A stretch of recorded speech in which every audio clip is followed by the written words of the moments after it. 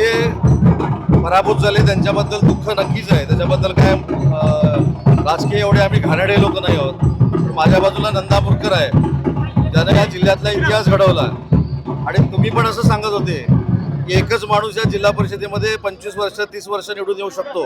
मी नाव घेत नाही, पण त्याचा पराभव करून शिवसेना काय असते हे नंदापूरकरनं आज अख्ख्या जिल्ह्याला दाखवून दिलंय. आज जिल्ह्यामध्ये वन साईड शिवसेनेची जिल्हा परिषद आलेली आहे. जवळजवळ 30पेक्षा जास्त जागा आम्ही जिंकलेल्या आहेत. 6-7 जागांवर आम्ही आघाडीवर आहोत. माझा अंदाज असा आहे की 37 ते 38 जागा शिवसेना स्वतःच्या ताकदीवर जिंकेल.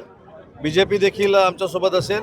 आणि आज UBTचं जे पानिपत झालंय, त्यांच्या 39 सदस्य होते या जिल्हा परिषदेमध्ये आम्ही असताना.